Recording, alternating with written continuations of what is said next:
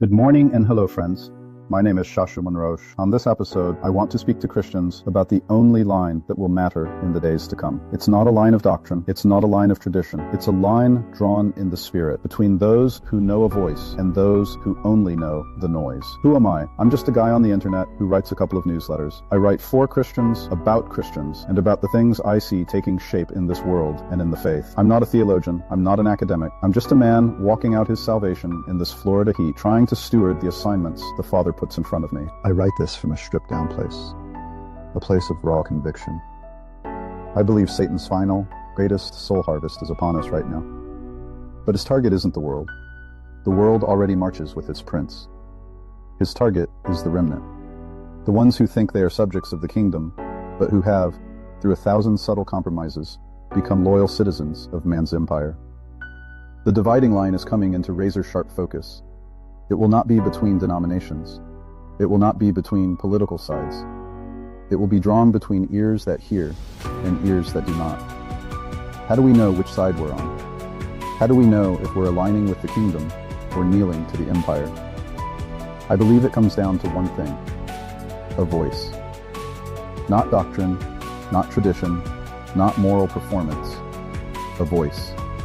Those who will stand will be those who have cultivated a personal, conversational relationship with the Most High, the living God of Abraham, Isaac, and Jacob.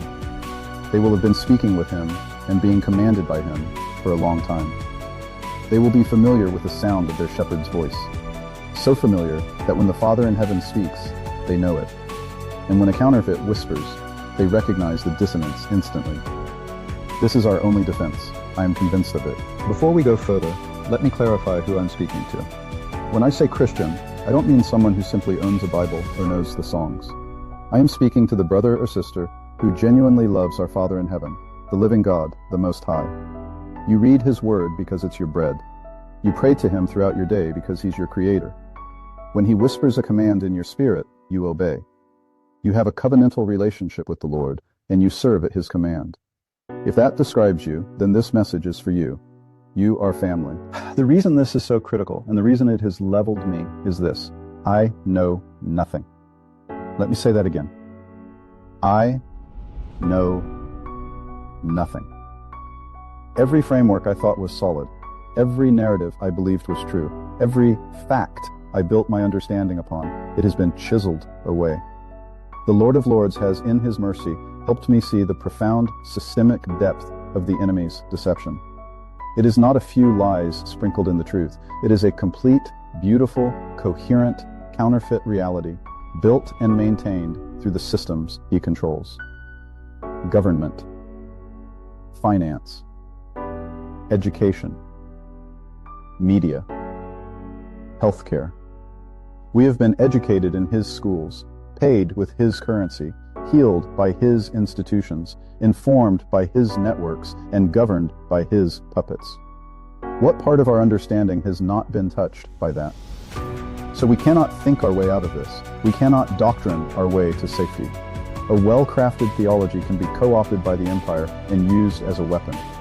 Our only hope is to know the shepherd so intimately that his voice cuts through the static of 10,000 lying channels. This brings me to the heart of the matter.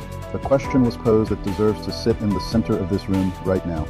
How do you distinguish between God's voice and your own in a way that someone else can recognize as valid?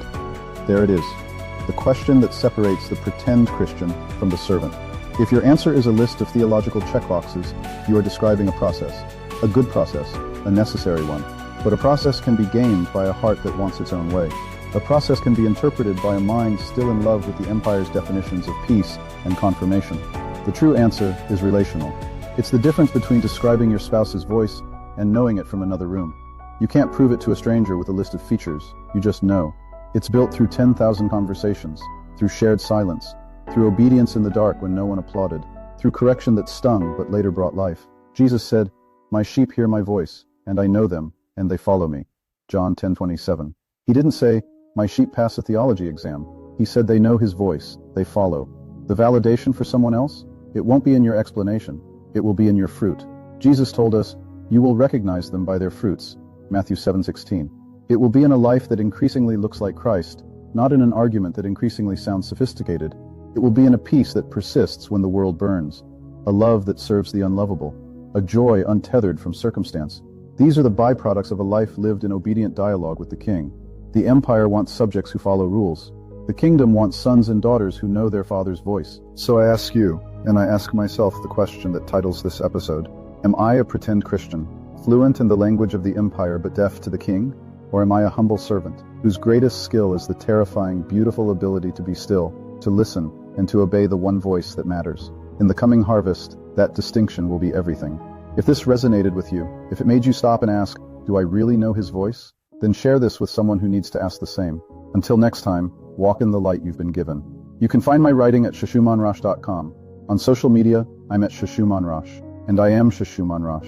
Peace and blessings, fam, and I'm out.